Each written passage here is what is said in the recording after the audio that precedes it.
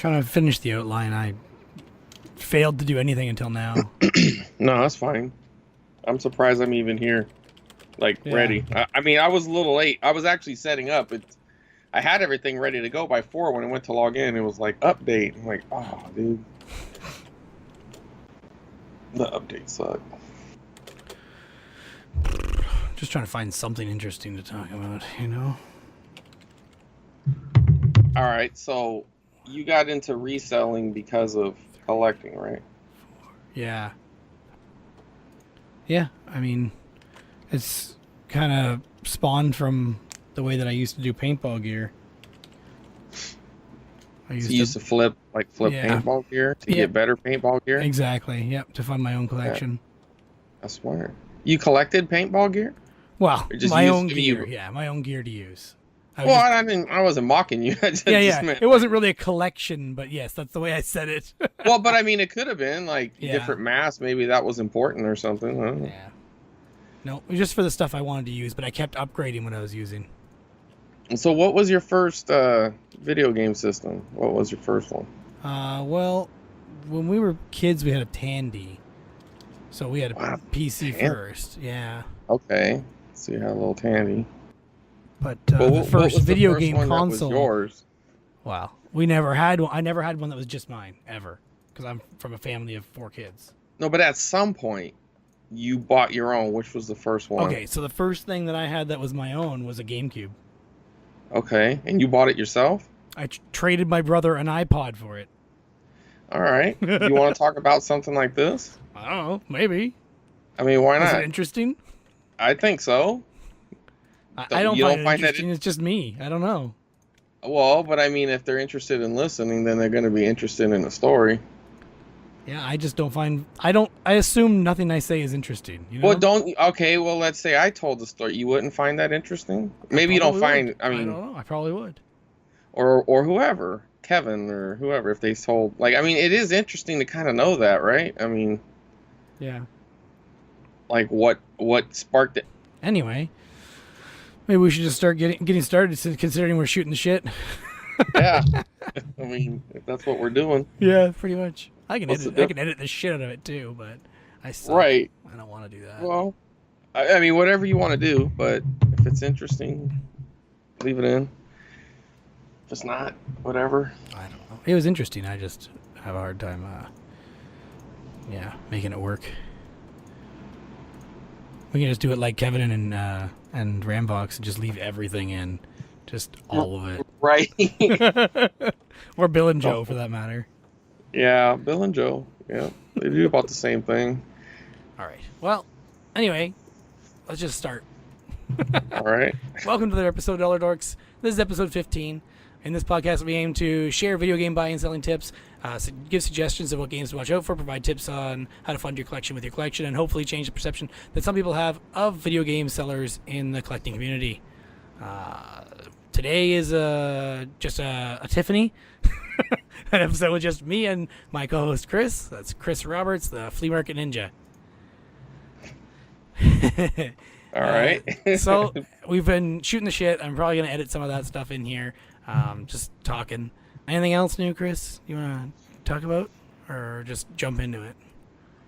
Just depends on where you're going. If you're going pickups or chat or whatever you want to do. All right, well, we'll go into the first part, which is pickups anyway. Last noteworthy pickup, purchase, sale, anything like that. And you're up first if you got anything. Well, one of my latest pickups that was pretty cool. It wasn't just Nintendo, but it seemed like there was a lot of companies that there's these cubes, right? They were boxes that you could put storage stuff in there, store stuff in there, like, I don't know, shoes, toys, whatever. I guess they were kind of toy boxes, but I remember people using them for other things, right? But Nintendo was on one of them, and I don't see them very often, especially the one that I got that has a Super Mario 3 panel. Like, there's so many panels on it that are they've been repeated on other ones. Like, they've come out a couple times. I think initially it was a Mario 2 theme, this one particular panel, but then they switch it to Mario 3. I don't know. It seems like it's rarer. I don't know. I don't care if it is or not. That white thing that looks kind of like a TV stand? Yeah, Okay. that's what it is. But that top actually opens up. I didn't know that. Well, this one actually comes off all the way. There's latches on both sides. Some of them most of them I've seen have hinges. Okay. And some just have like clips on both sides, so you can just take the top right off. But anyway, so it had been on OfferUp. I've been scoring pretty good on OfferUp lately, actually, but it had been on OfferUp for I think 5 days at the time, which over here is like an eternity. You know what I mean? Like 5 days. If you find a 5-day-old ad, it's been bought. Unless they were really high or something. So the guy said he wanted like $150 or a trade, and he said something about a GameCube. So I hit him up. Long story short, I started. He definitely wanted a GameCube, but he wanted some other stuff. So I was like, you know what? I got these other consoles. How do you want a 64? You want a Super Nintendo? I'll give you all three. You know what I mean? He's like, all right. So we did the deal. I just traded in those three Like literally, this stuff just has been piling up. Like, yeah. And even if you went value for value, it's about right. I still think I'm ahead a little bit, or maybe it's even, or maybe he's ahead. But it just depends. But I've seen some in worse shape go for a lot more, just because they don't pop up a lot. Yeah. And then yesterday I had a really good yard sale. So do you have like a yard sale app? Have you ever downloaded that? Is it available in your area? No, there was a yard sale website that didn't have an app. It was called Garage Sailor, but it was basically just it took the ads that were posted on Kijiji, right, which is like Craigslist, and it would Yep. map them on a map for you, so you knew where they were. Right. And that was all it did, and then you could click on the ads and see them, but like see the details. Yeah, That exactly. thing's dead though. No one's updating anymore. Dead? No one's using. Okay. Because see here, I guess a lot of people still put their ads on Craigslist. Okay. And it's the same thing. It's owned by. I'm sure it's the exact same company, exact same everything. Because if you said it was Kijiji, we know that's Craigslist here. So I'm sure they're probably the same company, I guess, or same idea, but same idea, different company. Because actually, eBay owns Kijiji. Which is kind of funny. Well, either way, yeah, they definitely ripped off their model because it's the exact same thing. The yard sale app here, when you pull it up, it takes all the different listings, whether it's Craigslist. I think it even goes through OfferUp and Let Go because it shows what it's pulling from, and there's some stuff in there. Anyway, so I'm looking through it, and I'm trying to make my decisions whether I want to go south or north. So I decided to go to Clovis, which I usually do pretty well over there. It's just a town that's right next to Fresno, but I don't know. I'm sure at one point they were spread out further, but as the city's grown now, it's just basically crossing the street and you're in the other town, right? Okay. So I go to this yard sale. I'm looking it up in the app, and it says like, after 30 years we're moving or something like that. Something in 30 years, that's good. I mean, I want 30-year-old stuff, so So I go there. At first, it was like there was an old lady out there, right? I mean, sometimes they have good stuff too, so I wasn't too discouraged, but it was like doilies and lamps and dishes and like good stuff. Right, not the stuff. I mean, it's stuff that you could maybe sell, but it wasn't. It was slim pickings, right? So all of a sudden I noticed like a box that had like some toys in it. I'm like, man, those are 80s GI Joes. Like there wasn't a lot of them, but okay. I'm like, I need more of this stuff. And initially when I first walked up, I asked her if she had any electronics. I was trying to take a different. Usually I just ask, do you have any old video games? But with some age groups, I like to use different words that might spark, maybe it'll broaden it up for them. Like I'll take an old TV or an old radio if it's cool, But so anyways, I asked her if she had any electronics. Nope, none. All right. So after I was looking through her toys, I'm like, your son had to have a Nintendo or something, Super Nintendo, something, right? Yeah. She's like, well, yeah, hold on, no, but he's not here. And so, anyways, about 10 minutes of messing around at this lady's yard sale because I knew there was something there. I could just feel it. Dude comes out. And I'm like, hey, I heard you had some video games. He goes, well, I don't think they're here. No, they're definitely not here. And he goes, I was like, well, she said maybe even an Atari. And she goes, yeah, what about that old Atari? He goes, oh, hold on, let me go. I think it's over here. So he pulls off the lid off the box. Super Nintendo, regular Nintendo, Genesis, games, controllers. It's like this good-sized box filled to the rim with everything I'm looking for. And I'm like, well, what about that? You know what I mean? He goes, oh, yeah, go ahead, look through it.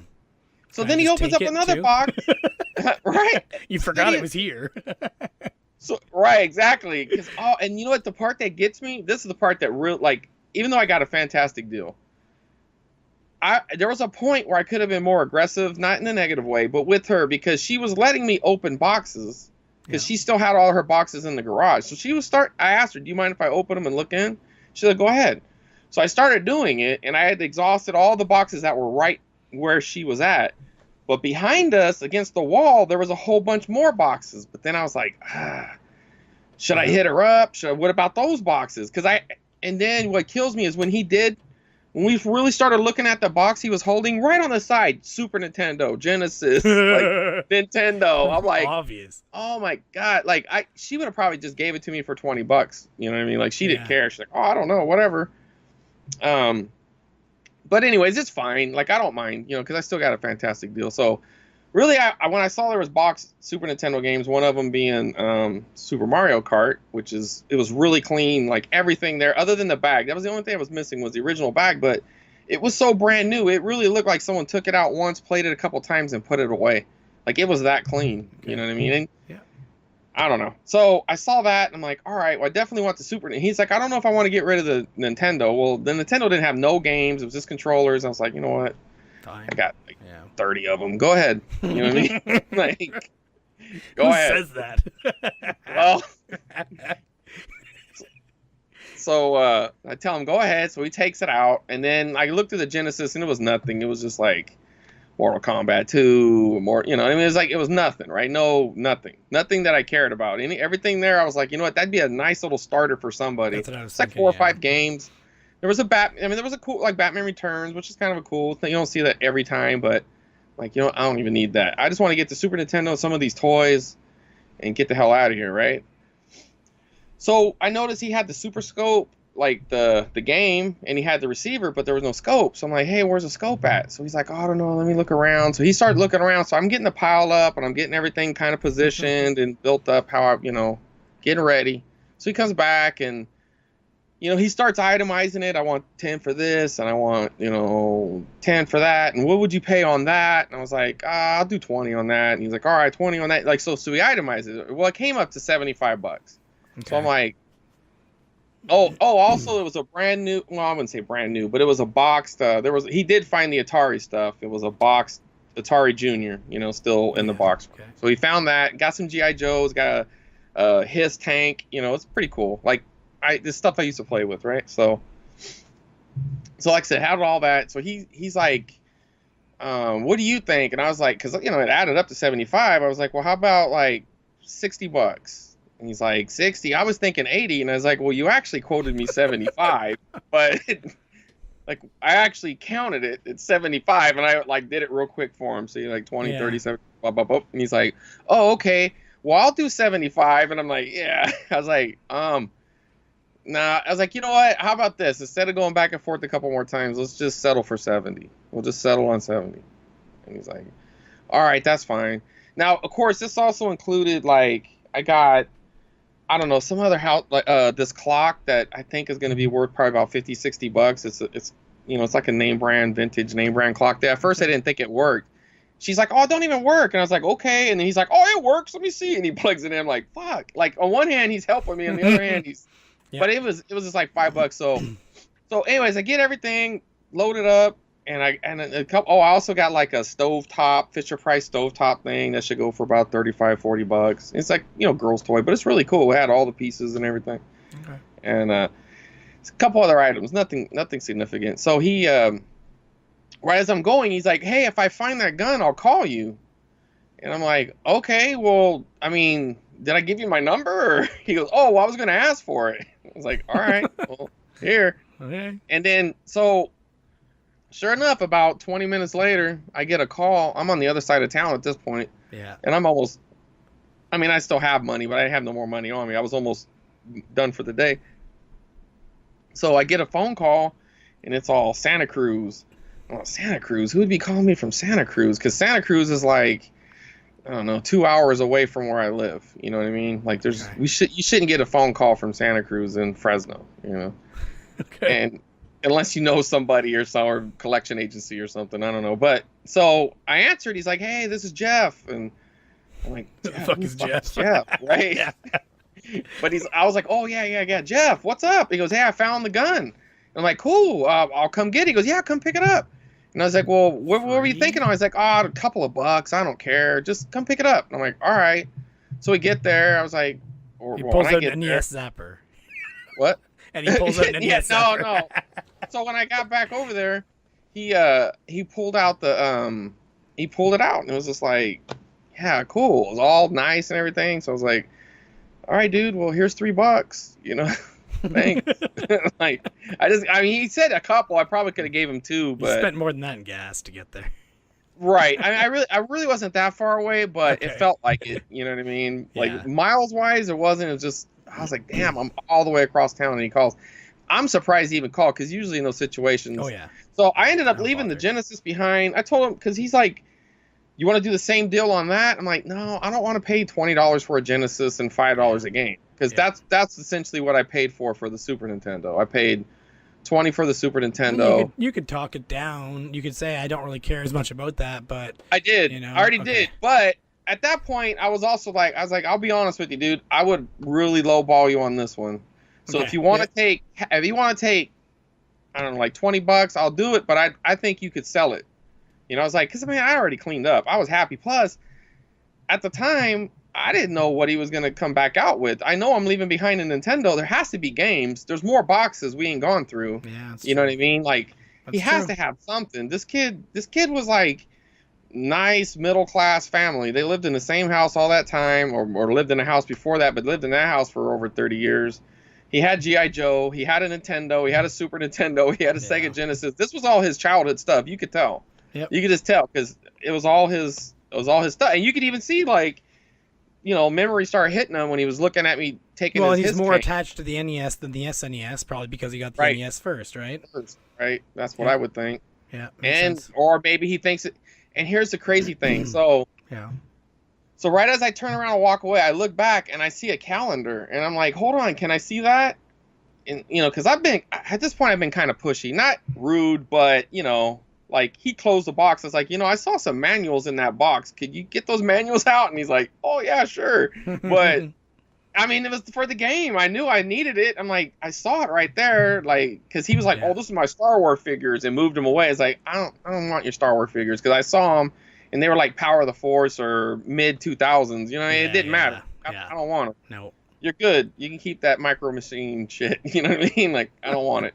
So, anyway, so he pulls it out, and it was a 1990 Nintendo. It was like a Nintendo calendar from 1990, right? So each one had its own, like, it did like pretty much like a spread of a game or whatever. Like, you had a Zelda page and a Super Mario 2 page, and they had different themes, and it was saying stuff or whatever, right? So did you pick it up then, or?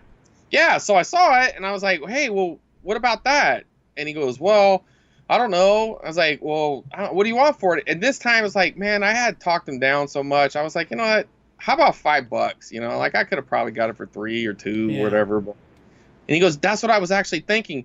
So I was like, all right, you got a deal then. And right at that moment, his eBay app went off, like the money sign, right? Yeah. And I was like, oh. Exactly when we agreed on the deal, right? It was like, okay, deal, ching, and it went off. And it couldn't have been timed any better, you know what I mean? And so I was like, well, so you sell on eBay, huh? He goes, yeah, I just sell motor parts. I'm like, oh, but you had hundreds of dollars worth of video games and toys. Never thought to put that shit on eBay, but don't tell him. No, I didn't say a word. Unless he's listening to this. Right. Yeah. Yeah, so, man, that was cool. Like, he had the gun. It's real nice. Him and his mom were real nice people, and his wife looked a little annoyed. Huh? You sell what you know, right? He probably doesn't know the games as much, and values and condition and how to test them, and exactly. And some people are real one track, Yeah. Like you know what I mean? I know people who only sell toys or only sell video games because that's all they know. They don't branch out, which is cool. I mean, if that's what you want to do, but yeah. It was just weird that this was his stuff. Like, he just gave me a bunch of money. Like, he got money. He did. It's not like he didn't get anything, but he could have got a lot more easily. A lot of work, but he would have got more. Yeah. Sure, absolutely. But I mean, the thing is, he already had the network set up. It was the Yeah, for sure. like if he was someone who wasn't eBaying, I'd be like, well, then go do it yourself, Exactly. And But he's 99% like, of people okay, I aren't gonna think will. about it. I'll just Yeah. Here's my right, app. Take a picture, Exactly. list it now. right. Auction. That way he doesn't need to think about price or research it. Yeah, and they'll do it too. But so that was a pretty good pickup. Anyways, so what about you? You get anything good lately? I haven't really got much. I always buying stuff, but it always seems like a mistake at the time. I picked up an original Xbox again, but it needs to be repaired. I picked up some Guitar Hero controllers about a month ago that I need to. Actually, that's 2 months ago now. That I need to bundle with a game and sell. The Xbox 360 ones. Josh Creepleet's been saying he's been doing well on those, like $80 for a guitar plus a game. Oh, Yeah, and shipping's like another $50. It's crazy. and is all that just going to other Canadians or any going out of state or out of the country? I'm not sure actually. I need to check some of his ads. I think he has them listed as the states as well, but I'm not positive. I'd just be curious who's buying it. Yeah, you know, I'm curious too. Who the hell needs to buy a Guitar Hero controller? They're everywhere. But I mean, there's people. Well, I mean, I guess, but it's like store stop holding them, right? I mean, you can't really just go down to a GameStop and grab a guitar. It's true. They Hero. don't take them anymore, right? Like, and it gets, Right. even the mom and pop shops don't seem to take them anymore. So Well, it's hard to because they find it. had so many for so long that Exactly. nobody wanted. They didn't hold them long enough to get the. See, if someone had the foresight and filled up a storage locker, Yeah. right now they'd be reaping the benefits because they could have got them pennies on the for pennies. Yep, for sure. Most time I saw them in the garbage can. I still see them in the garbage.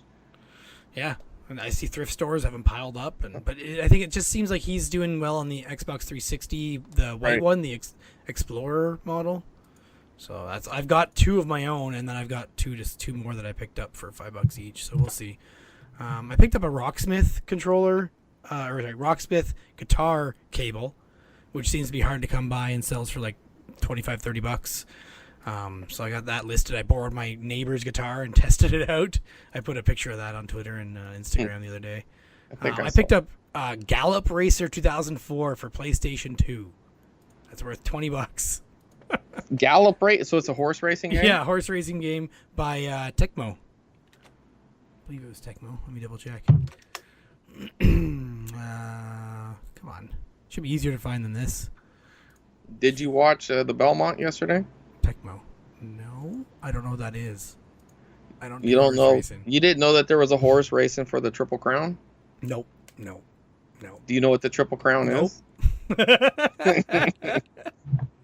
All right. Definitely not. Yeah, Only 13, only 12 other horses. This is the 13th horse to ever do it. So it was kind of like a. It's interesting that you brought up a horse game and.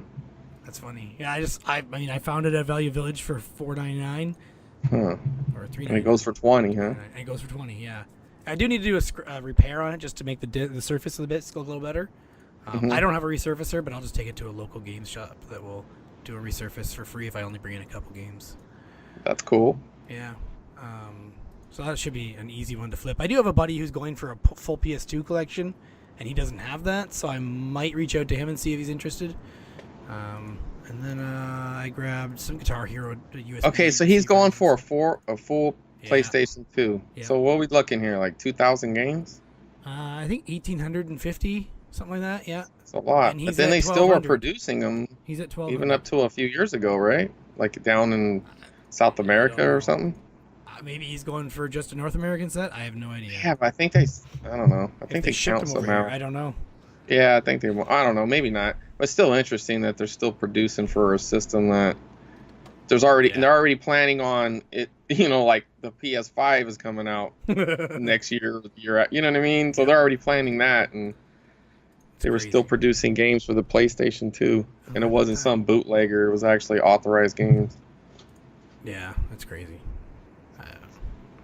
Not interesting to me, but if I can help him pick out some games by reselling them to him, I'm happy with that. Oh yeah, And he especially like resells sport. too, so I have no qualms with doing it. I know that what I pick up off him isn't It's going to be inflated. isn't scot free. Right. Yeah, it's full of resale. But at least there's always potential in sports titles to him because they're really the only people who are going to buy them. Yeah, yeah. Well, I've sold Who quite else a few is? things to I him. mean, there might be people who are just like into collecting all the Maddens or into all the FIFAs or whatever just to have them. But dude, Crazy people. that's a lot of sports titles. Yeah, he's got a lot of games already. Like I think he's over 1,200 that he's already obtained. That's really impressive. That's a lot of games. Yeah. So Does he put pics up or? Not.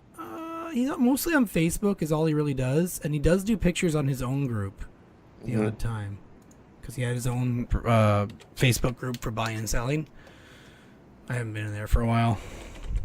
Yeah, they tend to kind of die off after a while. Yeah, they start off hot. And he had no problem with other people selling in it. It's just, oh yeah, he renamed it. Where is the number of members? 308.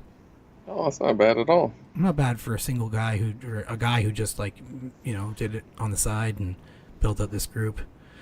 He posts his pickups all the time. He's still posting them as of the first of the month. He had some posted there. I haven't heard from him. I haven't talked to him much in about a year now, but I still have his list, so I know when to reach out to him. He did say he was in Barrie, but I never saw him there. It's funny. Anyway, so that's actually the same guy that I was talking to Jay about collecting the full set. Yeah. So I was going to also talk about a recent sale. So I recently sold a original PS1 on Kijiji, local classified site, for $30. I just kind of was thinking before that they were kind of not going to sell, because why buy a PS1 when you can use a PS2 or PS3 to play the games, right? Especially Right. PS3, because the controllers are wireless and PS3s are common enough. Most people I would think would have them, but I guess some people still have the nostalgia for the original console, is my guess. Why not? Or just Especially the familiar. ones with the AV outs on the back. Yeah, and this one didn't have those RCA AV outs on the back. But I was selling it for a friend anyway, so I just needed to get it sold. I dropped the price by $10 recently. It was at $40 before, and I kept having people interested but never show up, or they find a better deal. But it sold once I dropped it to $30. It sold within a few days. I actually had Now, two do you people ever reach out. Do you ever put it up like or trade? No, I sometimes, if someone will reach out and say they're offering a trade, I'll say I'll accept a trade. But the biggest problem with this one is I was selling it for a friend, and she's the one who gives me 20% of whatever I sell. No, 30% of whatever I sell things for. So it's just a little harder to calculate if I do a trade. Or you just buy? I mean, if it was in your favor, you just buy it Yes, yeah, I could. for the difference. Yeah. Yeah. Of the 30% or the 10% or whatever. It all depends on whether I get a good trade. But every time I say for trade, I get shit offers. Like, yeah, I got this Madden and the this NHL, and here's a busted ass controller. Those are usually the offers I get. Yeah. Yeah. All right. Well, let's move on to what are you selling? Anything you're selling you want to talk about, or interesting, anything like that? Starting with me. So Alice Madness Returns for PS3 I picked up recently. It's the 5th copy that I've gotten, and the other 4 I've sold. I usually pick up the game for $5, maybe $10 at the most, between Xbox 360 or PS3, and I've sold them for $16, $25, $15, and $18 are the ones I've sold so far. So there's always usually they're fairly easy to sell. They sell fairly quick. I think I have one more I have to list, but I wasn't sure where the hell it physically went. It must be just in the bin behind me from Barry's stock still. But yeah, they're a good game to pick up and sell. It's also, I hear, a really good game, like a fun game. Dark but fun. Alice Madness Returns. Chris, you got anything you wanna? Oh, well, I'll have a couple Super Nintendo games up there, I guess. That's true. Whenever Are you doing the Q-Dog thing and putting them up behind you? Yeah, I was subliminal. But yeah, I had them up here. They were kind of off the side. I thought, why not? Okay. But this is that's the cart that I'm going to sell. I think I'm going to keep the Super Nintendo one. I mean the Street Fighter 2 actually is what I'm going to say. Yeah. It's not really, well, I don't know. I could probably get like $35 for it maybe. I don't know. I don't really know, but it's not, I don't know. I just like having it. I think it's pretty cool. That's fine. You don't have I to justify keeping things. What's that? So you don't have to justify keeping things. Right. Yeah, I know. Look at the wall behind you. Yeah. Right.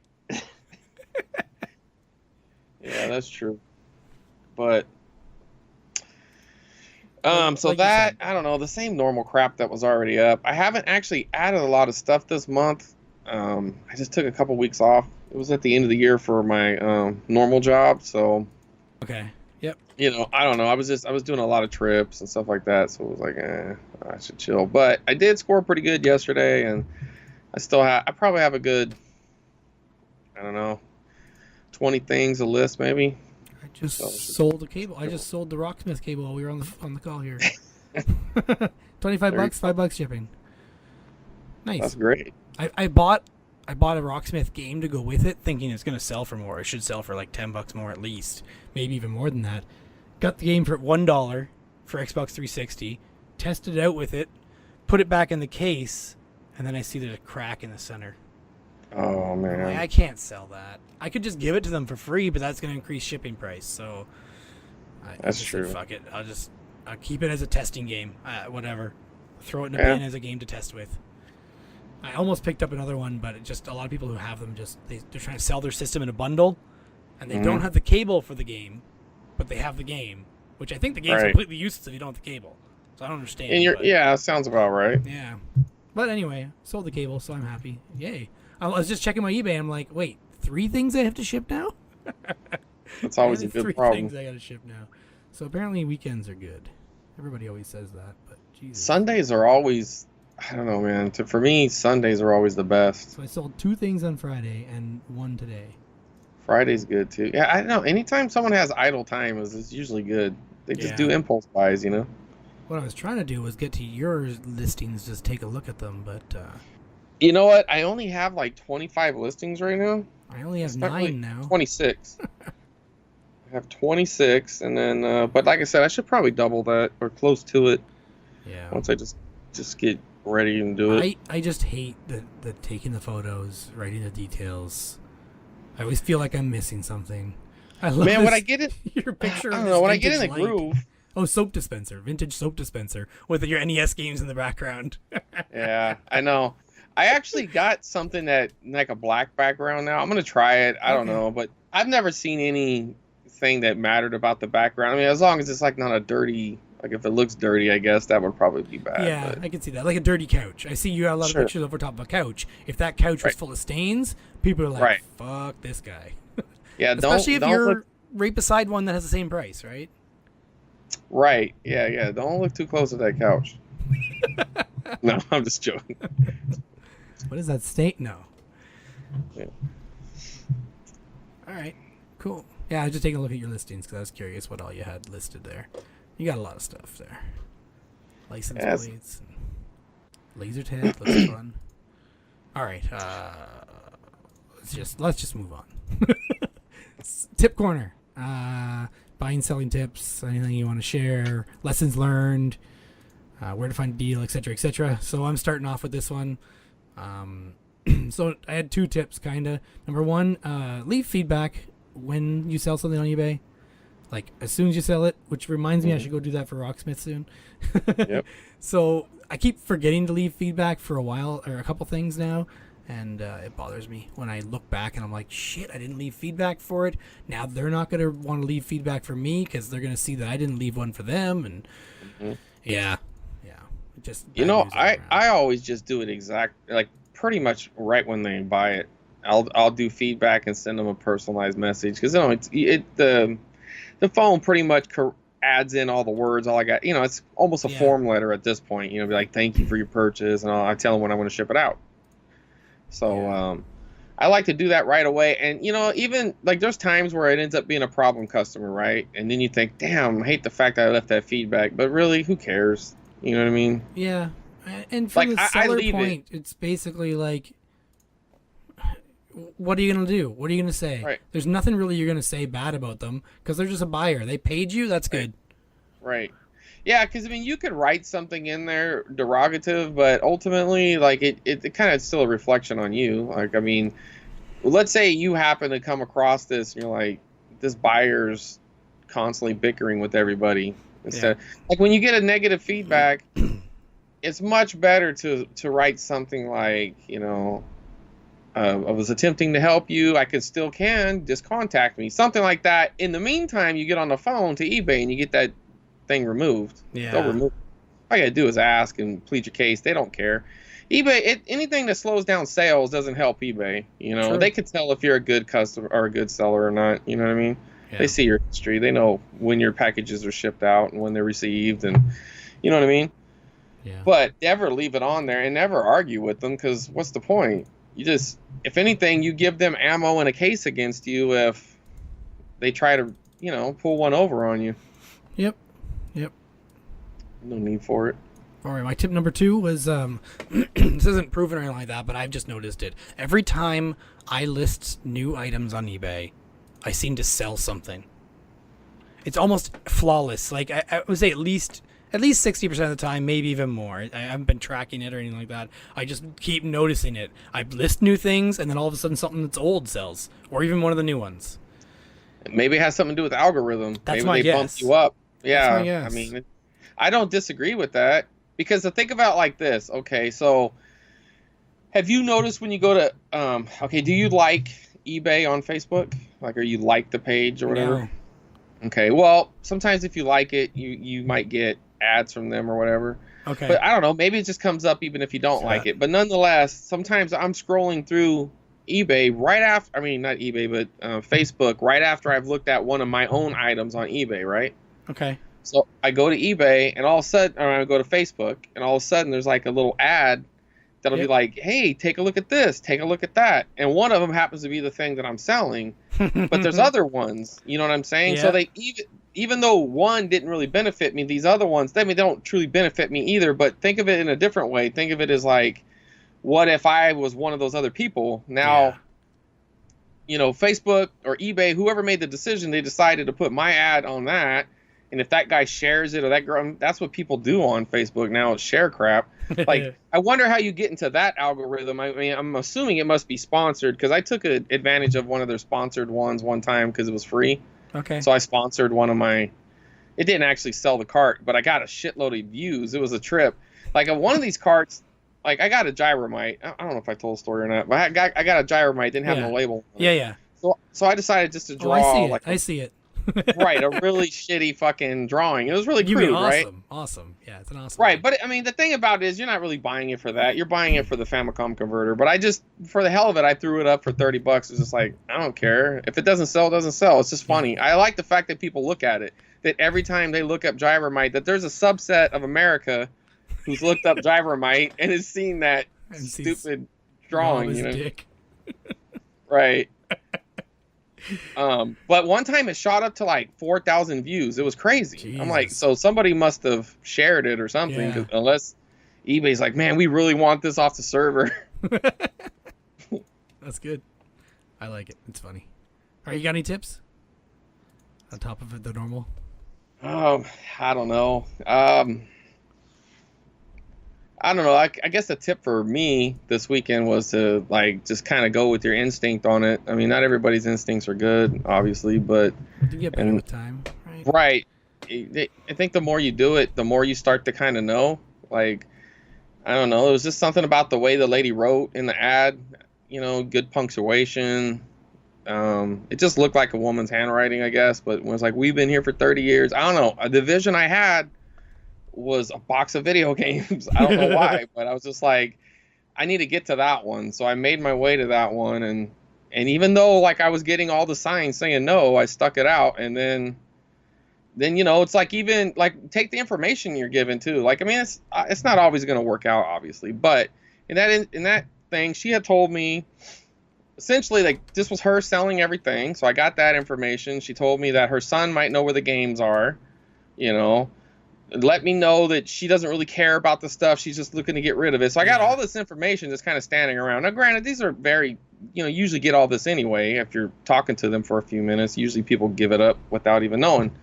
But, so she told me all that. So he comes out. So I'm like, okay, that has to be the son. Logic is, I mean, it looks like he'd be her son. You know, he's about the right age for these toys. So just hit him up. And I don't know. I guess basically just use your instincts, and man, it was crazy because there was a part where I'm just like, man, I gotta go. I've been here for like 15 minutes. Like all I could think of was just the sales that I was missing.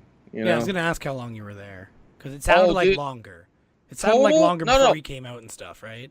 Absolutely. At that point, when I sat there and I thought, man, I've been here for 15 minutes and all I've gotten is like, at that point, I didn't have nothing. I mean, I had a couple little trinkets. Like, it really wasn't worth the time and effort that was, going through these boxes and looking around and just chatting her up. And, she kept giving me like little hints that she might have something, but she wasn't sure. You could see she was thinking about it and really probably doesn't wonder why this guy wants the shit to begin with, but. Yeah. But it was cool. Like, they were nice. She was I think she said she was a teacher. I don't know. I can't remember. But, definitely retired and looking to take her garage back. And it was still, and the crazy thing is everything was very neat. Well, yeah, so like all boxes and labels, right? Like, yeah, the boxes had labels and it was all stacked nice. I'm like, man, now this lady knows how to hoard. You know what I mean? If you're gonna hoard, this is how you do it. This is how you do it. You know what I mean? Looks all nice and clean. Nobody even knows you're a hoarder. Yeah. They don't know what's in there. It could be your tax records. You don't know. You don't know it's all your valuables from the 80s and the 70s. All right. Well, let's take a quick break. This is Player One of the Cartridge Club, and I wanted to take a second to tell you about Bonus Barrel. BB is made up of developers, artists, and testers from within the gaming world, and they bring their knowledge and insight to every show. Topics ranging from gaming culture to development cycles, you don't want to miss what these insiders have to say. Every Wednesday, you can get your fill of Rob, Seiji, Lef, and Shelby wherever you listen to podcasts. And we're back. All right. So the next section is story time. Anybody have an interesting story to tell, lessons learned, failure, etc., etc.? You're up first, Chris. Man, wasn't I up first the last time? Yeah, Stories I know. to tell. This is all messed up because of not having three people.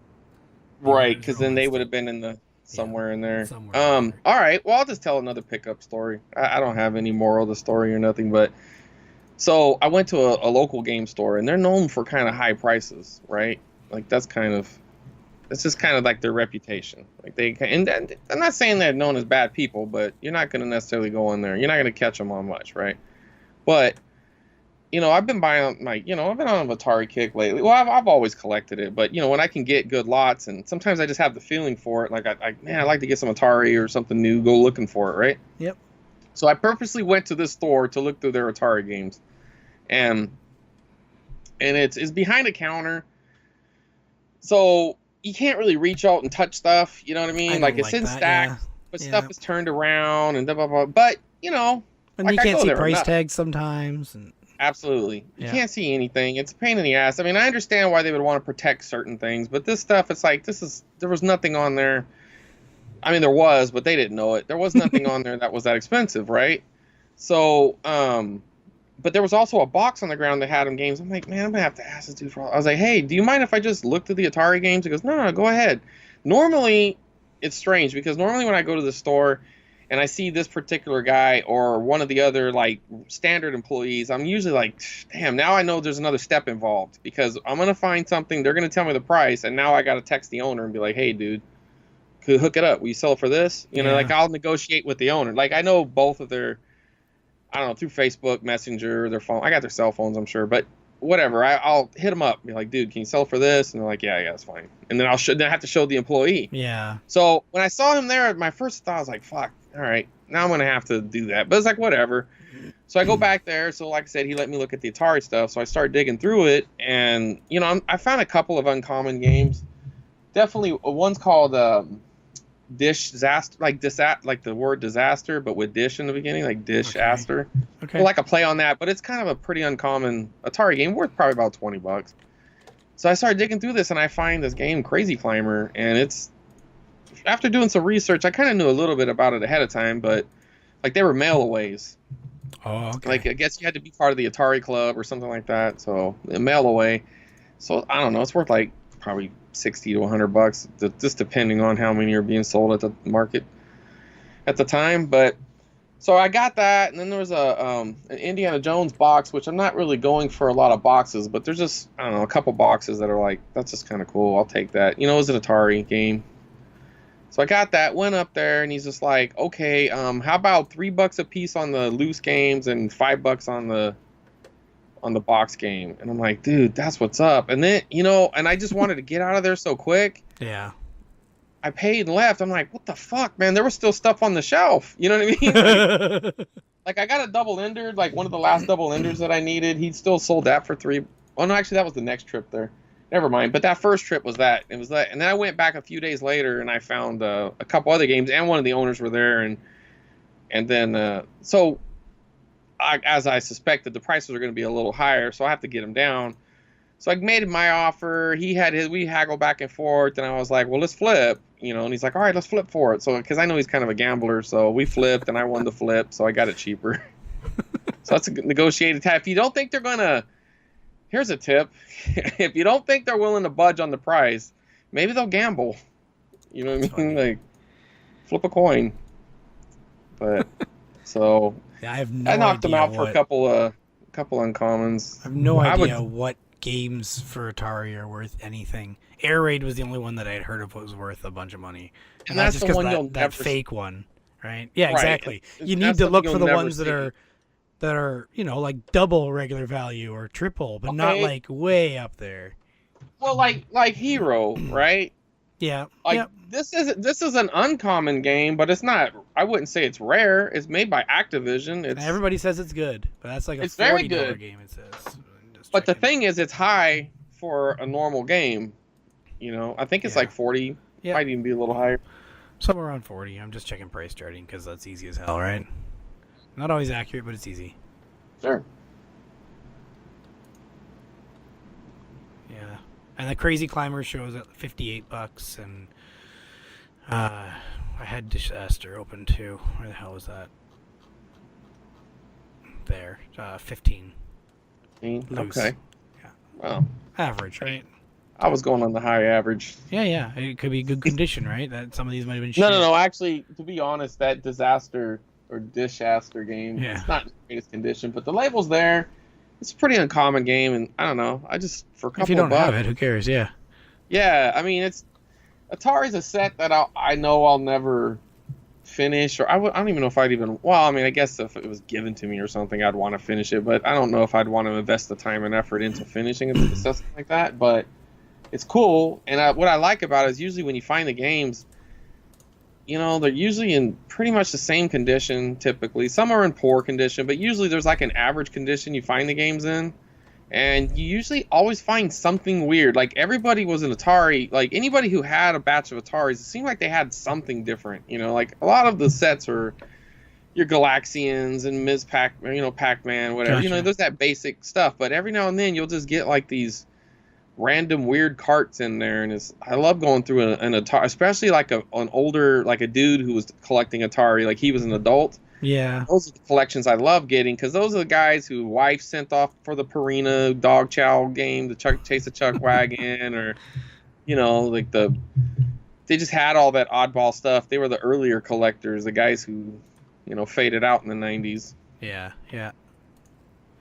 And I'm looking at all the freaking 2600 games and seeing what's what, because I don't know so many. I don't know any of them. I barely played any of them either, but. All right, anyway, so story time. I don't really have a good story, but on a buying side, maybe selling tip for you, I don't know, but Hot Wheels released a car that you could put a GoPro in, but just the GoPro, the square one, the Session. Mm-hmm. And in the States, you can find it for like $1.25. In Canada, it is not sold anywhere, as far as I can find. There's no eBay sellers in Canada selling it, which tells me no one's reselling it because they haven't found it either. I can't find any retail stores or any websites for retail stores. I don't think it's here at all. So I want to get it because my son loves Hot Wheels. He doesn't play with it enough just because it's bulky, but if we could put away some other toys, you may see the mess behind me. Some of that's his shit, some of it's mine, but if we could put away some other toys, I would happily take out the Hot Wheels and play with it for a couple weeks.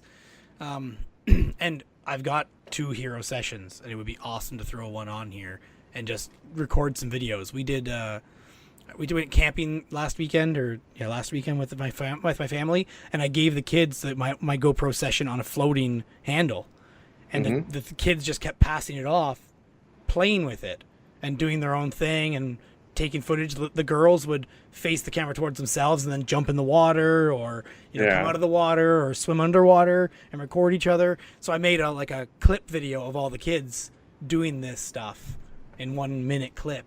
And they just had a riot doing that. And I'd love to do something similar to that with the GoPro on the Hot Wheels car with my son. So I kind of want to get it for that, but I had a hard time finding it anywhere. So anyway, on eBay, I resorted to eBay, but I thought, let's just check best offers.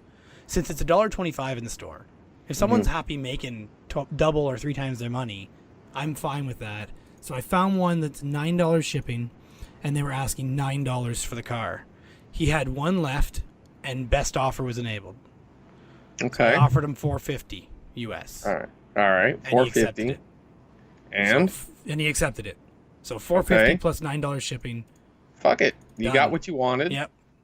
I had to pay up, considering I could have got it in the store for $1.50. You couldn't even find it though. But it's delivered to your house. Yep, that's the other thing. It's delivered to my house. You'll sell off something else, and then you'll just whatever. It'll even itself out. I won't even put this in the gaming budget because it's not. You know what I mean? Sure. But still, I got PayPal money, so it's money that's not in my bank account. Right. I've got to pay for or get rid of the PayPal money somehow anyway. So it's neat.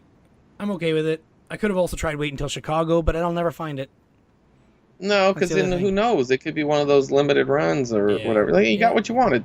Yep. No, I think that's the good tip buy. there is best offer. Look for best offer if you can. There was one guy who was also selling 2 of them. And I'm like, well, I could pick up 2 of them, bundle, save on shipping, and resell one here since there are none here. Right. You can almost set the market there. Yeah, that's true. True. But then I'm still competing with US. For but not if you only sell it locally, right? I mean, can't you just sell it Canadian and not having it? Yeah, I could, but everybody else who's looking will see the US buy it. ones. Okay, but whatever the combined, so that would still be whatever your market is. So my maximum profit would be like whatever $10 at the very most. It's not really worth it. No. I almost did it. I mean, unless the prices go up. I mean, then it would be long-term camping on it. You just take it, That's throw true. it in the drawer, forget about it for sold out 6 more. months. Yeah, that's true. But I wanted to get it, and that guy, I did the best offer on the individual one first. The guy that had the 2 of them also had best offer enabled. So I was tempted to do that, but I didn't. I was waiting for one. Since because if they can, I don't like doing 2. They could both accept, and then you get screwed, right? So you can always cancel the transaction or request a cancel. Sometimes people are just going to roll with it, and that's that. Yeah. And I've actually had that happen to me before. Someone took a best offer, and then they found it cheaper, and then they just canceled it. And I was like, you know what? It sucks, but whatever. Yep. I'd be fine with canceling if I was a seller in that scenario too, but. Yeah. Right, but you can. I mean, it's why have the trouble. I mean, well, whatever. You didn't do it, so. Yeah. Yep. Yeah, it's not a problem. All right. Let's get back to our outline because otherwise I forget what I'm doing.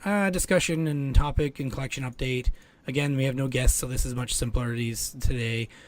Basically, my collection update. I'm now $86 in the hole on my entire budget or my entire collection. That's it. I've got lots of shit to sell, so that's not a problem at all. I can make up for that. I just need to get off my ass and list more stuff on eBay. I got a bin full of games here and a bin full of accessories below it all to get rid of.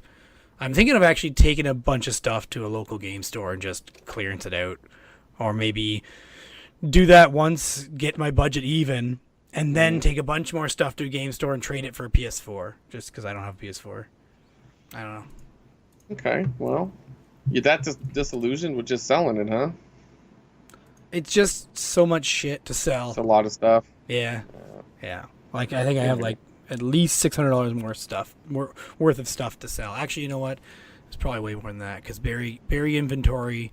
What I took was you wouldn't be up $4,000 worth of stuff, and I sold 1,000. So I got $3,000 worth more sticker price, more stuff to sell. Plus, I've picked up more since then. I need to get rid of some shit, and the biggest problem I have is the time to get rid of it. Right. And taking it to a store, I can do it in a big batch. The problem is I'm getting way less for it. You know you are. Yeah.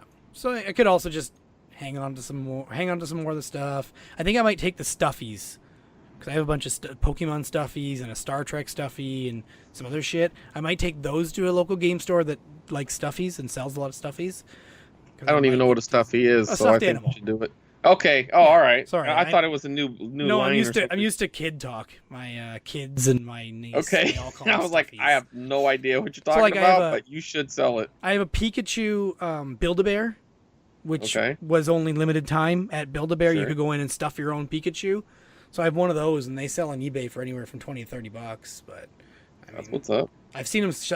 They sell a lot more if you have clothes and the little button in the hand where it says Pikachu's thing. You know, Pikachu. But I don't have any of that. It's just a straight stuffed animal. And then so I sold that. I ended up selling that standee. Yeah, you talked about that. I don't know if we talked about that since, did we? I think you talked about that on last episode. I think so. Okay. I built the worst box ever, man. I like building boxes. It's fun. Oh, this was so bad. Like, it was ugly. I mean, I knew it was sturdy enough, but man, it was just so ugly. But you know what? They got it, and I was thinking, all right, so they didn't leave no feedback, but they didn't leave no negative. Obviously, they want to keep it, or they would have said something at this point. That's funny. You folded it down? Like no. Oh, you left it like, so it wasn't laid flat? There's no way to. I didn't see any way to collapse it without doing something to it. I wonder if they had double-sided tape holding it together or something. Is that what you're thinking? Or an adhesive, like a little adhesive strip was on the inside. They pull the thing off and then glue it together. So you taking it apart, you'd rip it and rip it up. I'm not going to do that. Yeah. I'd rather it go and get smashed in the shipping than tear it up before it even has a chance. Yeah. Because at least if it goes and gets smashed and they wanted a refund, it was up to $100 in insurance for free. So yep. It would have been the same. I mean, I would have lost a few bucks on it, but not much. Yep. I mean, I sold it for $100 plus shipping, which was 30 something bucks. If I had to refund him, I would just, I would have to refund his shipping too, I guess. But so essentially, I didn't lose, so it didn't matter. Yeah, but exactly. I would have lost like $30, I guess. Yeah. Yeah. Did you have any collection update too? You picked up some N64 games. I saw you picked up the Yeah, CNC. I did. I had a friend send me a few. I actually had a couple of guys just send me. I ended up getting like 6 more, and then I think I found a few other ones. But yeah, it's kind of been slow, but slow and steady. I mean, I ended up getting some things. Like I got some manuals that I wanted for NES. I'm really close to 600 now. I think I got 593. So I'd like to get to 600. I mean, I'm sure it'll be no trouble getting to it by the end of the year, but I'd like to get to it soon. Maybe add some more. I picked up a kind of uncommon one. Like a lot of the black box titles, right, for the NES. So if you think of what the rare ones are, right, you'll think like Donkey Kong Jr. Math or Stack Up. You know what I mean? Like typical, the ones that are typically rare or very uncommon, whatever the term is for it technically. But volleyball is pretty uncommon. Even the standard, like you're gonna find more 5 screws than 3 screws. 3 screws are pretty rare, but the 5 screws are pretty uncommon too. And like the box and the manual, like I don't know, I've seen a lot of guys putting together their black box set, and it seems like volleyball is one of those boxes that are on the rise. So the manual is too. The manual's usually going for like 20, 25 bucks, or at least that's what it's listed at. I didn't see too many completed sales for it, but there's only 2 or 3 listings and they're all at the same price. Someone's gonna blink on one side or the other. You know what I mean? But so there was a raffle on eBay or on Instagram. These couple dudes that keep doing raffles. Like they pick up a lot. They get the high end game out of it. One time it was Flintstones, and there's been a couple, like just had a Hagane raffle or whatever. And it's usually like 20 guys, 10 guys. I won it once. I won an Indiana Jones game in there. But so he's got this raffle going. Oh damn it! I think I lost my train of thought. I went off on that. The manual. There you go. Thank you. The manual. So in the raffle, and this guy always sells me his manuals and trade me his manuals too. Like we kind of look out for each other. So I look at the picture and I'm like, dude, why didn't you tell me that you had the volleyball manual? And he goes, well, I just wanted to keep the black box games and the manuals together. And I'm just like, that makes no fucking sense. There's like 3 of them in a lot of 15 games. They wouldn't care. They're not buying it for volleyball. They're doing it to get the top end games that are in the draw. It was a couple high end games in there. So I was like, all right. So I waited, and the guy who won, I hit him up. Hey, man, congratulations. You want to sell that manual? He's like, sure. It's like, oh, I was like, $10 good? It's like, yeah. It's like, all right. Just swooped it up. And these are one of the raffles where everybody pays a little bit in, or what? Like, yeah. So it's essentially like you're buying a ticket, a virtual ticket, right? Yeah, so let's say there's 20 people, or this depends on what they're looking for. If it's a $200 game and they want to sell $10 tickets, and they'll sell 20 tickets. Yeah. So then essentially he updates the list as it goes. So let's say you see the post, you'll say claim number 5 because that's the number you want. Or if you want 2 numbers, you'll say you claim that. So then you'll have 2 numbers to pay for. And then he'll contact you.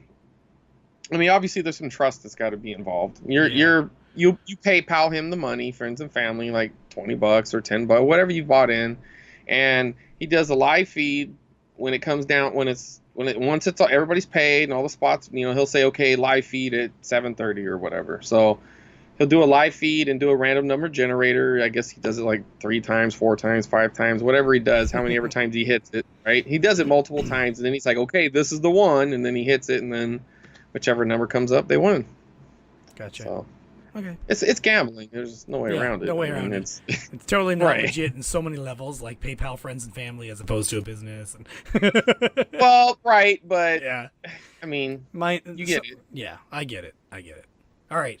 Next section is listener questions. You can tweet #DDAnswers if you have any questions you want us to answer on the next episode, or you can go in the Cartridge Club's forums in the Dollar Dorks podcast, or our YouTube comments for the YouTube video after I post it. So we have one question, I believe. I'll just double check while I speak, even though I can't do both at the same time. I'll try anyway. We have one question from Chris R, not the Chris R that's talking here.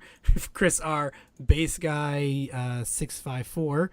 He said, have you ever had any experience shipping or selling items that are heavily regulated, like compressed gas cartridges, lithium batteries, etc.? Any tips or things to look out for when doing so? He's in the States, so this is probably focused more on you, Chris. If you right. Okay. I guess if you were worried about it, if I had to guess, it probably has something to do with air and ground. So if you stuck with ground, you're probably going to be okay. But that makes sense, yeah. So he's talking about a soda stream, just so you know. He put a picture and said this, for example. He's got a soda stream with a compressed air tank. Okay. Well, I mean, first off, like, let's say he's selling it on eBay. I don't know. I'm assuming it's something like that. So if I would find if there's other listings had sold, how did they ship it? Even so much, if you're really curious, email the seller. Go through some old ads and email them and say, how did you ship it? Were you okay? If you're really worried about it, you can contact the post office. But I imagine if you did, they're probably just going to say, well, you can't ship it. Yeah, if it gets too complicated. Well, they're not going to put their neck on the line. I mean, unless you know what I mean? They're probably just going to say, nope. And then, but I can't imagine there'd be a problem with ground, because I think part of the problem with compressed air is on, if it was on a plane, it could explode, and if they don't know it's there, and then it could crash the plane, I guess, in theory, or it would just blow up. But so probably stick with ground if you're going to sell it. If there's any way to exclude? I think there is way to exclude states that aren't accessible by ground. Well, if it's Alaska, ground, I guess I don't know. I know what you're saying. Like if there's some places that only get air shipped, right? Yeah. If you only have ground shipping and you use restricted buyers, I mean, you think that would have it covered. Yeah, I wonder. But I mean, nonetheless, let's say you just sold it, and one of these people from the restricted area, then you would just have to cancel the sale. Yeah. I mean, it'd be that simple. That's true. Or have them assume the responsibility. But I don't know, man. You're talking about like, what if it? I mean, I don't know. I sent off a little paint can recently, and I saw other people selling it and shipping it the exact same way I did. But I have to admit, like later on that night, like I thought about it, and I thought, what if this damn thing like popped on a plane or something? Like, what would this be charged? You know what I mean? Like, you can play dumb, but that doesn't mean anything. You can still be guilty of a crime and be ignorant of it. You know what I mean? Like, I don't know. Like, I would say Googling espionage, it and checking. Would it be bombing? Like, I mean, like checking USPS's website might be good if you're going to ship through USPS or FedEx. Absolutely. I have heard actually one time that FedEx was better, like more lenient on shipping, things like that. Well, they're ground, right? Well, I guess they must have air. They have air. Never mind. But they have a lot of ground shipping too. I don't know. It's probably the ground, but it might be that maybe they have different kind of planes they fly it in. I don't know. So what I've heard it for was I buy or I use RC quadcopters. I built one. I built 3 in the past, and they use lithium-ion batteries, which are highly explosive and burn holes and things. Worse than the cell phone batteries, which are just lithium-ion, lithium polymer. Lithium-ion. The polymer are the more explosive ones. Lithium-ion are what you find in laptops. So the lithium polymer batteries a couple of years ago got really restricted on how they could be shipped from China specifically, because that's where a lot of them are made and a lot of the best prices are. So that's the only experience I really have with anything like this, and I think FedEx is that's where I heard that FedEx was more lenient on it, was they were the only one you could actually ship through to get it here now. But it's been a while since I looked into it, so I can't be sure. I think their website is the best place to check, though. Whoever you're planning on shipping through, and ground is probably the best option or best way to possibly avoid it.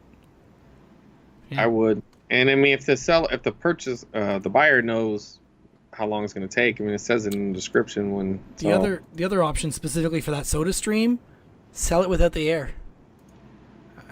It's going to drop the value of it, but it's also going to make it a hell of a lot simpler to ship, and people can find the soda stream air in their own area. Yeah, don't know. It's possible. It could be the right thing to do. It depends on what you find when you look up the different shipping companies. But yeah, Chris, if you feel like the other Chris, base guy, if you have any questions or want to reach out to us directly, feel free, and we can, help you look into it if you can't find it yourself. All right, next section is suggested content.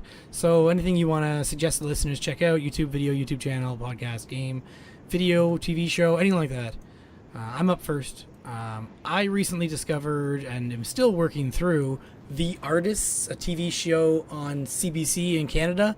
The show itself is, I believe, online only and only available to Canadians, but there are 2 episodes of it available on CBC Arts YouTube channel.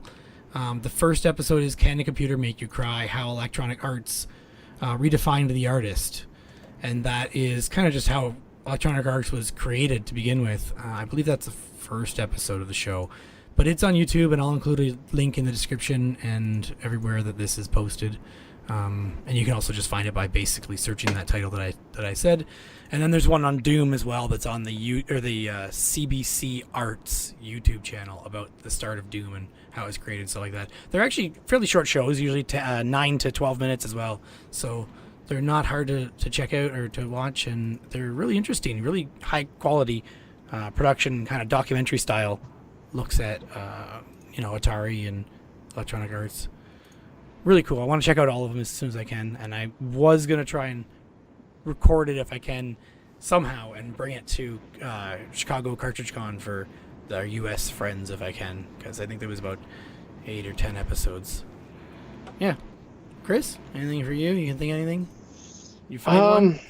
I did. I watched this documentary. Okay, there he is. It was called Evil Genius. It's just like a 4-part documentary. It starts off with this guy. He's robbing a bank. I mean, it's legit, like news footage and some reenactment, but not much. It's mostly news footage and not nude footage.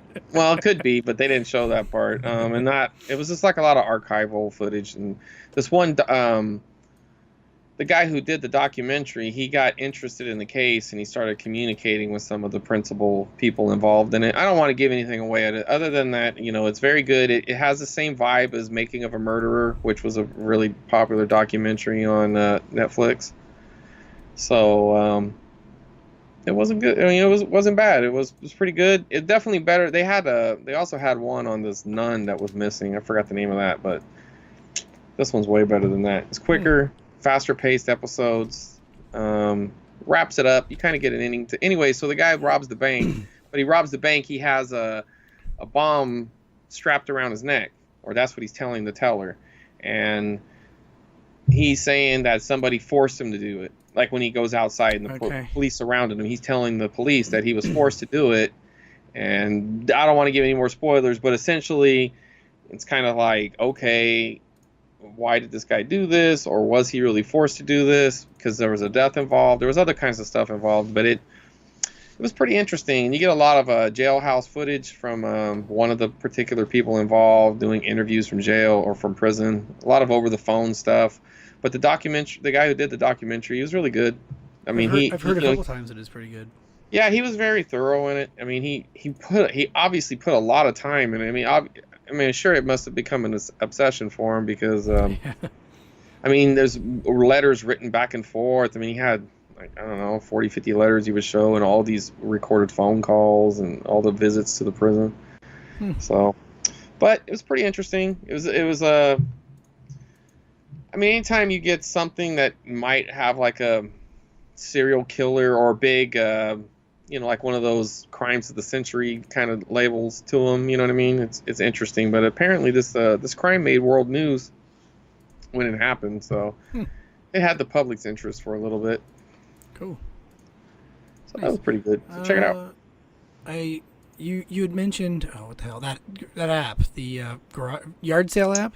Do you know what it's called at all? Is there a longer name? I'm assuming it's iOS. It just says yard sale. Yeah, it's in the iOS. It just says yard sale, and it has like a little like a dotted line. It's not yard sale treasure map. Is that the one? Yeah, it has a treasure map on it. Okay, yeah, I see that one for Android and iOS, so that's good. Yard sale treasure map looks like the full name. It works pretty good, and I don't necessarily. I mean, there's nothing better than your own eyes. You know, when you're driving and you see a sign, you follow it. And, there's nothing better than, like, kind of knowing your area, too. I mean, there's certain areas that are more likely to have what you're looking for than other areas. Yeah, do you have a route? Bill had talked about that, and CJR I've heard talk about it as well. Having a route that you always follow to look for signs for garage sales. It's something I haven't planned out well. I kind of have a route. No, see, I have areas. Okay. There's, like, so think of it, like, as a big grid, right? So I would say there's like maybe 4 big quadrants to where I'd like to go. And, I can tell you the best areas within each of those each of those big long square, those big squares, right? Like if you square it off, it's like, okay, this around here, I've had good success. And, as far as the route goes, it really just like, do I want to start in Clovis or do I want to end in Clovis? How was Clovis last week? Do I feel like it's still hot? I'll go there. If not, it's like northwest Fresno is a good spot. There's a park that has a lot of old houses. Problem is they don't have a ton of yard sales, but the yard sales there are quality because these people, they have money. You know what I mean? They're not, but they've had money for a long time. It's older money, not like old money, but it's like. In the 70s and 80s, these people were balling. That's when these houses were built. You know what I mean? They're big houses on big pieces of property, But, man, it's like I got a New Kids on the Block jacket there, a concert jacket that was immaculate. I know I've talked about it before, I'm pretty sure. And the lady also had a Super Nintendo and a Nintendo and a bunch of her son's old action figures, which are like wrestling, all the stuff that I liked. He-Man, wrestlers, little G.I. Joe, a little bit of Transformers. It's just like, damn, big tubs, everything was clean, and then they didn't really want much, it wasn't free, but it wasn't super expensive either. Yeah. Pretty easy to negotiate with, but like, that's a good area. So I guess in a way I have a route, but not really. Like I have more of a route when it comes to, or a route when it comes to, looking for like going to the thrift stores, because then it's like, okay, well, if I'm on this side of town, I'm gonna hit these 2 real quick, and then if I'm gonna go over there, I'll hit that one and then this one, and then you can kind of make a circle or whatever. I mean, I have to admit, thrift store wise, we're pretty good. I mean, it's decent. Like I pulled a lot of good stuff out of thrift stores locally, but yard sales is really the big, and swap meets is really what's driving the reseller community around here. I mean, I know there's these guys who are really into the storage locker sales, right? And to me, I don't know. I've always felt like, come on, like you really have to believe that those people didn't go through it first and pull out, like, yeah, you're still going to see stuff, and there's still going to be stuff that like those storage locker people, like Daryl's staff don't know, but come on, man, use your head. They unless they didn't have the key for it, I guess there's that if they're really cutting off the lock in front of you. Yeah, I've seen that. Like even on the show, they see cutting off the lock. If you legit Yeah. saw someone cutting off the lock in front of you, it could That- also be a tactic, well- though. That could be a showpiece tactic. Sure, they could have actually cut Yeah. off the original lock, and Put don't on think their people own. aren't above Yeah. are above this. They could put on their own lock and said, "Screw it." Yeah. We know statistics show that $5 lock that we cut is going to draw interest. You know what I mean? Yeah. And we're going to get to pull out the gold, and they're still going to. I don't know. That's a little cynical thing, but now I've heard from this one guy was telling me that he stopped going because he noticed that because they always have the lockers open when you get there, and sometimes they even separate it. They'll put stuff in the middle and put stuff to the side, or sell things independently, like auction off a fridge. Like, I'm going to sell this fridge, and Yeah. starting off at $5, and they auction that. But he was saying that he heard that they were taking a lot of the garbage that people were leaving behind and throwing it into units, and then using that part of their sale. Like, hey, look, and you think it's wow. packed, and it's all packed, with garbage. Yeah, that sounds And like this guy- shady either auctioneer tactics or the owners of the storage place. Yeah, like on both ends. Well, I mean, some of them are doing their own auctioning, I think, Okay. but I mean, I'm sure other ones are just, I don't know. It just depends. I would imagine the more established storage unit people, they probably do their own sales. They probably already know what the deal is now. But because shit, wouldn't you? You bring an auctioneer out once and watch them, Yeah. and then like, Okay, Yeah, I you can do know what? that. I'm not gonna pay 30-40% for that. You know For what a I guy to mean? talk fast when I can just talk normal speed and Normal speed. Okay, what do you want? What do you want? Yeah, exactly. Yeah, okay. I don't know. Right, that auctioneer stuff. I mean, watching it in person, there is something to it. Especially when they're a really good auctioneer. Like, Yeah. it's fascinating. You know what I mean? But I didn't ever feel I wasn't ever tempted to bid more because of it. But maybe No, there's a that's the psychology to it. I mean, it's if you want who they're the item, playing. It's the type of person they're playing on. right? Yeah. And we're not Right. that There's type a of particular. person. Yeah. Yeah, exactly. There's a particular person that is easily charmed by slick, fast-talking auctioneers. It was funny. My friend, his grandmother, she was an auctioneer, right? And he would tell me like, "Hey, you should go with me and stuff." And I'm like, "All right." So I went with them, and they were doing an estate sale, but it was an auction though. They were auctioning off. They sectioned out stuff. You know what I Yeah. mean? Like, they got stuff, and they're like, "Okay, here's a dish section. Here's a this section. Here's a that section." Right? So they were going through, and at the time, I really wasn't collecting anything in particular. I was looking through the stuff, but I was finding cool stuff that I liked, and I made my own little bundle. Yeah. And so she made me bid on it and everything. I was like, whatever. And it was funny because she's like, all right. And I was like, I'll start off with $1. And she goes, okay, anybody got $2 to beat old Deep Pockets or whatever or something? Like, I don't know. She's like, big spender over there. Do you need it? And when the guy said $2, she's like, all right, big spender, get another $1. Like, but I don't know. But it was interesting though to watch his grandma go from just this regular lady, like, I mean, I didn't know her super well, but I knew her enough, this normal grandma lady, to, hey, over there, like all that stuff. She was doing that auctioneer stuff. I'm like, dude, that was a trip, man. That was surreal. Like, That's funny. but when you're into the finger pointing from the auctioneer, I guess that's a little intimidating, but I didn't care. It was like, I had like $5, so she wasn't going to get it up that high. We got more questions, or another question from Latin Legend in Discord, Julian Vega. So he said, I'm new to eBay. How do I figure out shipping prices for the things I'm selling? All right. So well, he's in the States as well. Okay. Here I always do flat rate, flat price according to what I know it's going to cost to ship. But Okay. for the States, do you do calculated? I do calculated Okay.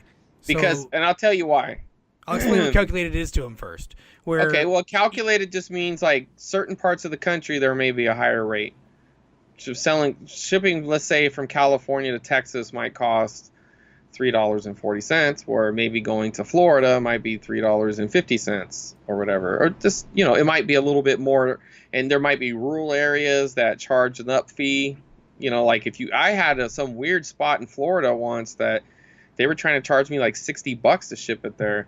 Luckily, it fit in a flat rate envelope. I think I told the story in the last episode, but I stuck it in a flat rate envelope, and I was able to get it out for like $6 or whatever. But man, I was like, holy shit, it was worth more than the item. So definitely you want to do calculated, and how you know what the price is, you got to weigh your item, you got to measure the box. I mean, you can guesstimate the box. I mean, the measurements really don't change unless it starts to get big. So like 10 by 10 by 5 is I mean, whatever. It's more than it probably will be, but it won't keep. I have generic ones that I'll put in without actually measuring the box at times, you know? For starting out, I would say your best thing to do is take your photos and immediately put it in a box as if you're going to ship it out. Yep. Weigh it on a scale. It can be a kitchen scale or a postage scale, whatever you got. I just use a kitchen scale, my wife's got. And then do your measurements on the box. Enter that into the item when you list it on eBay. And use calculated shipping. And eBay will tell each person how much they would pay for it to go to their address. And here's the thing: when you look at your own item, it'll actually show you what it costs to go to you. So yes, you'll know what the cheapest rate will be. You know, so you get an idea. It's like, well, if it's $7 to ship it to me, it's probably going to be, $15, $16 to ship it across country or whatever. All right, plugs. Chris, my co-host at CWR2. Yeah, co-host. That's CWR and the number 2 on Twitter and on Instagram as well. I am Derek of Two Dorks, TWO Dorks, the word on YouTube. Check out the Cartridge Club, cartridgeclub.org, community of gamers, content creators, and collectors, and basically where I met Chris. Thank you for listening, and thank you, Chris, for, again, hosting this with me. You're welcome. It's always nice when you have me on your show. Yeah, exactly. The show wouldn't be the same if you weren't here. It would just be me. It could be better. Yeah. No, it wouldn't. It would not. All right. Cha-ching. Discussion, topic, collection update. All right. So, man, you got your budget. So you're 86 in the hole? Yeah. Is that a spoiler alert? Well, we haven't come back from the break yet, technically. Right. Okay. Well, but you're still recording, right? Yeah. Yep. Okay. Well, you could forget to edit it. I won't. That's one of my problems is I you will not forget to edit. No. I Well, wish if you I ever could hear me forget say to something really bad, you can always edit it out. I'll never know. Did I one Good. time? No, I don't think I did. I forgot to edit your phone call out that one time, but that was different. Oh, that I didn't care. I know, but I wanted to, but I forgot. So I made sure to angle it up so that was kind of in the shot. You know what I mean? So like when he stand down to look at it, he sees this dirty ass yellowed Super Nintendo. Yeah. And of course, Mario Kart I stuck on the bottom, and there was the Street Fighter box. I don't know. I don't know what he thought would be worth more, but one of them definitely is worth more than the other. And he just kind of piled stuff. I had the tank. I tried to get the figures kind of together so he can just glance at it. Like, I didn't know what was going to take his eye the most, but when I piled it up, I definitely had a strategy, a working strategy for that. I mean, it wasn't necessarily something I went into, said, okay, I'm going to do it exactly like this, but I do that. I mean, I'm not even saying this is very original, but if you have a choice of stacking the most expensive item on the top or the most expensive item on the bottom, and, you weren't worried about damaging it, right? Like, that wasn't a concern. Yeah. Well, obviously, you want the jankier shit in their view. You know what I mean? Like, if the stuff is worse condition, put that up, because then maybe they're not going to dig through it. Because, man, I tell you what, one of the best yard sale scores I've ever had, this dude, I had this big box of games and 2 Nintendos, 2 Game Boys, about a dozen to 20 NES games. And as I'm pulling out all this shit. I'm like, fuck, this is all gold. And I flipped it over and it was Chippendales too, right? So I just turned that shit right back, piled everything right back in that box, and put it back all messy the way it was. And when we got down to haggling, he started off at 50, I started off at 20. We ended up settling for 30. And I mean, it was the best score, man. When I laid it all out, I mean, it was like Tiger handhelds and just gold, man. But yeah, there was definitely something to it. Like, I mean, he wouldn't have noticed Chippendale from anything, but let's just say he decided, like, let me look that up, you know? Yeah. I don't want that being in his chance, mind. Or what if somebody else walked up and they peeked in on it, like, fucking Chippendale too? Yeah. Like, no, that's not the box. Yeah. Yeah. Yeah. Hey, hold on one second, dude. Someone's knocking at the door. All right, no worries. All right.